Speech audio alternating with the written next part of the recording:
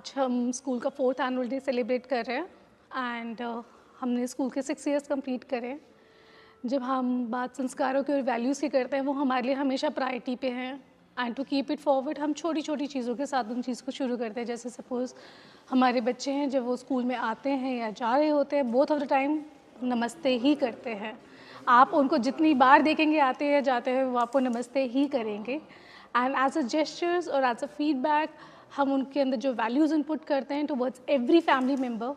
जैसे कि अगर हम ग्रैंड पेरेंट्स के लिए भी सेलिब्रेट करते हैं, वी कॉल देम, वो उनके साथ भी उनका interaction, play time, everything we concur. Parents को रेगुलरली हम काउंसिल करते हैं क्योंकि आजकल की parenting is very different. Parents are very busy, it's not easy. Gen Z के पेरेंट्स हैं, आसान बात तो है नहीं, और जेन ज़ी को रेस करना भी कोई आसान बात नहीं है।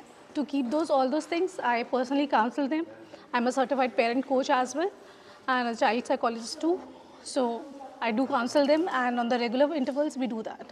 And as per the values are concerned, values are way more important. Discipline is important. Discipline बहुत important है। बच्चों का समय से आना, समय से जाना। जैसे कि अगर हमारा जो स्कूल का टाइम है, हम 10 मिनट के बाद स्कूल के डोर्स बंद कर देते हैं और ये पेरेंट्स को भी पता है। बच्चों का नियम से उठना, नियम से सोना, ये सबसे पहला डिसिप्लिन है जो उनको सीखना चाहिए और शायद वहीं से ही वैल्यूज़ शुरू होती है जब आप समय की कदर करना सीखते हैं। बच्चे जो हमारे स्कूल का कराने का तरीका है, हम कहते हैं activity based learning. Activity based learning यानी कि एक हैंड्स ऑन लर्निंग। जब तक कोई चीज़ बच्चा अपने हाथ से नहीं करेगा वो कभी नहीं सीख सकता। ये मेरा एक बहुत पर्सनल पॉइंट ऑफ व्यू है। हम यहाँ पे बच्चों के हिसाब से करिकुलम को क्रिएट करते हैं क्योंकि ज़रूरी नहीं है कि जब वो क्लास दर क्लास बच्चा बढ़ रहा है उसको सब कुछ ही इधर ही कवर करना है। नहीं, कई बार वो नेक्स्ट स्टेप पे जाते हैं, ब्रेन डेवलपमेंट होती है, बच्चे उस हिसाब से सीखते हैं।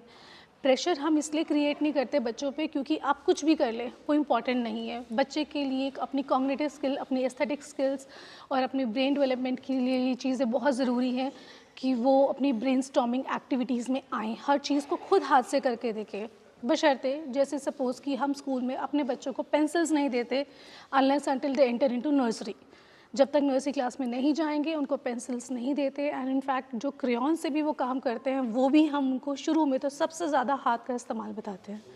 आप अपनी उंगलियों का इस्तेमाल करिए, अपने हाथ का इस्तेमाल करिए, चीज़ों को तोड़िए, फाड़िए, चिपकाइए, पेंट करिए, कुछ भी करिए, पर अब वो करिए।